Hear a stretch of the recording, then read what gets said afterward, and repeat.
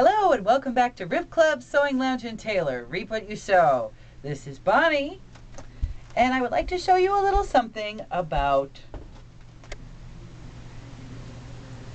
taking the sleeves of a jacket up to shorten them, okay? Or lengthen, as the case may be. So what we've done here is with the jacket buttoned,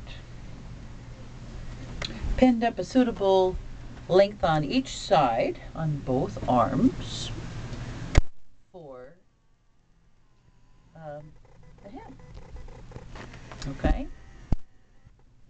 Now if you'll notice, the right arm appears to be longer than the left arm.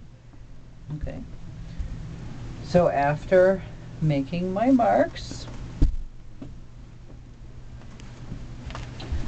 by pressing them down, okay,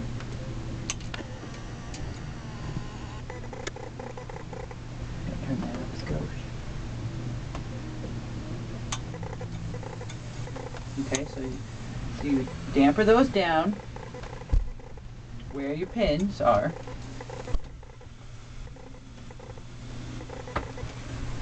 Make a little crease. And don't worry about the sides, you'll get them out later with your seam roll. Or a hand towel that you fold over and roll up really tight and whip stitch together. You can use that. I used one of those for many years. Otherwise you have your sausage or your seam roll. And this is for lapels, like here.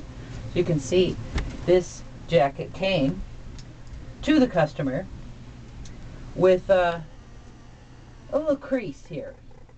See how that's flattened down? A little bit of a crease. And you don't want to press that into the jacket.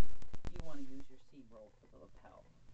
You put that crease in there and it gets a shine, a burn, and you'll be very, very unhappy and end up giving it to Goodwill or something where somebody else can wear the ruined jacket. Then you also have, fuzzy, sorry about that, your ham. Okay, so this is your tailor's ham and this is your seam roll, also known in the trade as your ham and your sausage, as a joke.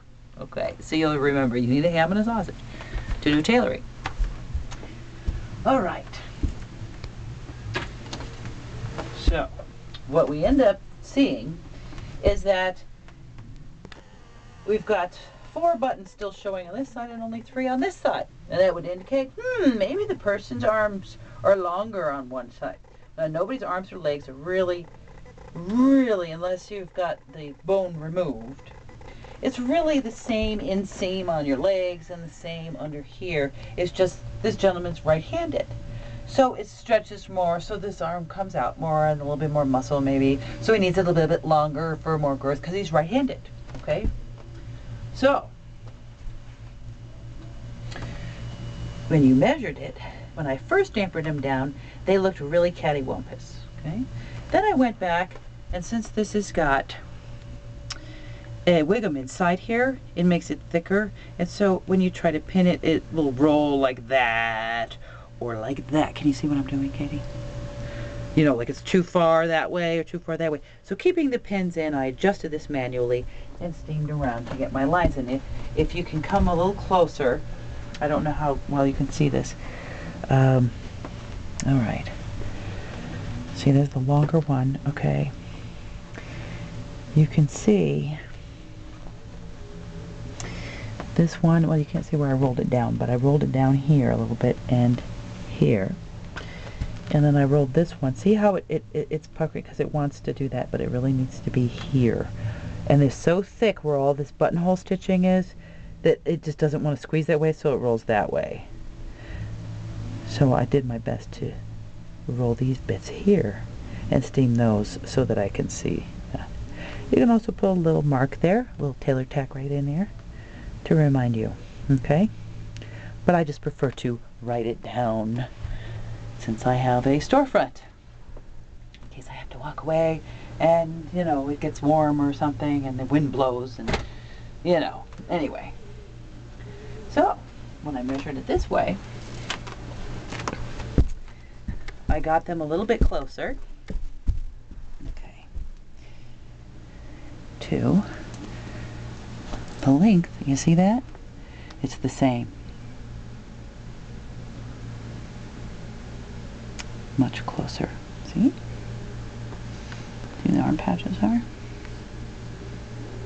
Yeah, and then it still one's a little longer than the other, but when you twist it, because the body isn't perfectly straight, your one side is going maybe this way or that way, but it's really the same length. If you twist it right. Sometimes the garment is made messed up and is twisted, so you have to accommodate for the garment, and the person's perfectly even. Now here, you see how, can you see the seams? Here, and here, and here, and here. And you see how I'm pinching them up? See where this pin is? Okay, so I'm going to roll that little bit, just a little bit. You can see it. I'm going to roll that up just a bit. And see, the pin is in the way, so I'm going to pinch it. Take the pin out. Okay. And then I'm going to roll that straight. And then I'm going to put the pin back in. Just a little, like this. Okay. And there. Alright. And so that's the rest of my tutorial for pinning up, or the beginning, I should say, of my tutorial of pinning up jacket sleeves. Now this is quite a project.